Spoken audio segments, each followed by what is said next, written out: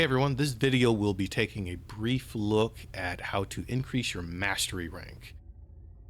For anyone new to the game, especially if you are using the boost path that came with the Season 3, you may or may not have run into the roadblock that kind of I hit not too long ago that deals with mastery rank. So if you're trying to get into Season 3, which is where the new content is, in order to progress fully past Season 3 Episode 1, you need at least a mastery rank of 15. So this video is going to cover how to increase your mastery rank if you are kind of stuck in that point, or if you're not quite stuck there yet, this will at least let you know how to increase your mastery rank as you're going through the main story quest.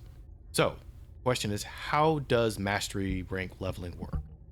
So if we look at the tooltip over here, the tooltip that the game provides tells us that mastery rank experience can be earned by completing missions, raising weapon proficiency, or leveling up your Descendant.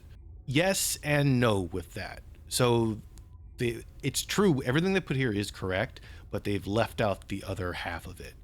So the way that it works in the game, if we start with missions first, the first time you clear a mission provides mastery rank experience. And this is clearing it, like, so the first time you clear it on normal, and then the first time you clear it on hard. Those will provide mastery rank experience. However, doing them subsequent times does not provide you any mastery rank experience. So that's very important to know. You can't get this just by going out and farming missions that you've already done.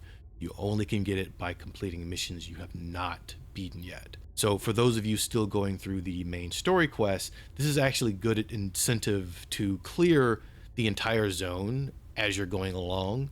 That way you know you've gotten the mastery rank experience from all the missions in the normal zone before you complete the main story quest. Now, the second section of this is dealing with raising your weapon proficiency or leveling up your Descendant.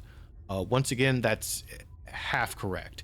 You do get experience by raising those. So the level cap for both Descendants and weapons is 40. So as you can see here on my weapon, this one's capped out proficiency level 40. Now, what they don't tell you is you only gain experience the first time you hit 40 for both weapons and Descendants. So that probably doesn't make sense if you're not up to this part yet, but I'll show you real quick what I'm talking about. So you can reset the levels after you hit 40. Essentially, if you're looking here at your modules, this is where your build for your Descendant, is. Both Descendants and weapons have a build set up like this. So you have a module list, and as you can see here, there's a module capacity. And all these modules, they have different costs. Like this one costs 9, this one costs 8. So when you hit level 40, what they allow you to do is add extra sockets to these builds. So what does that mean? So we go to a clean build here. If you're looking at this, so if you're looking at this build here, you'll see in setting to this right here, this symbol, this is a socket. And what sockets do is if you match the socket with the appropriate symbol, so let's say I take this increased defense. So up at the top here, you see it costs 15, but if I drop it in the socket, it only costs 8. So essentially, if you match a symbol with the correct socket, it will cut the cost in half, which is very important when it comes to upgrading these, because as you upgrade these, because you can see the little bars here showing that I've upgraded this several times, like this one's at max enhancement level 10, they will go up in cost. And you have a cap for how much you can spend.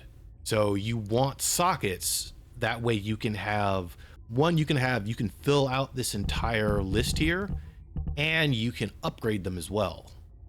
So that's the importance of sockets, because the more sockets you have, that means everything that you put on your build the cost will be reduced in half.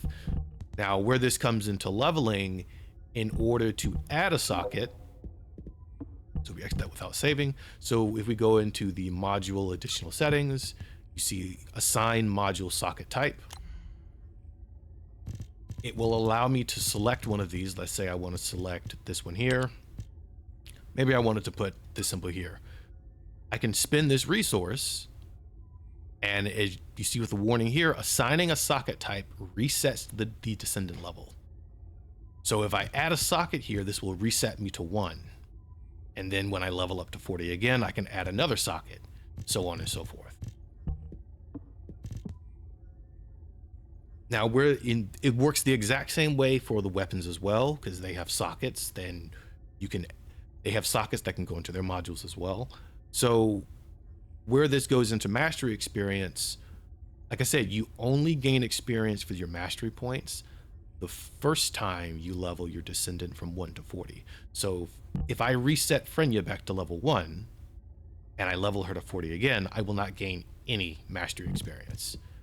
So if I want to gain mastery experience with a Descendant, I would have to switch to a Descendant that is not level 40. That is just something to keep in mind as you're going through the game. The easiest way to get mastery experience quickly is by leveling weapons, because this will apply even to, like, if you get any of the new ultimates or even like random purple weapons that you have.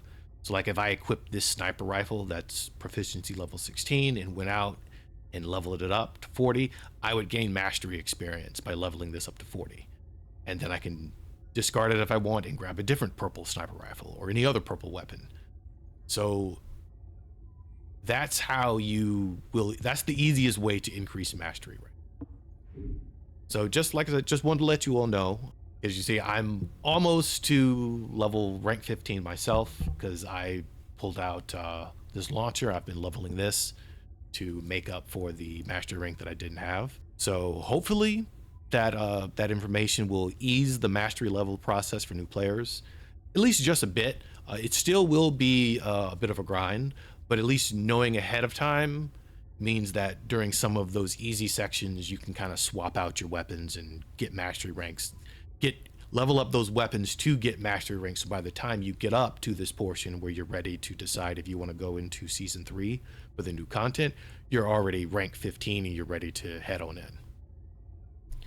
So thank you all for listening, and I'll see you all in the next video.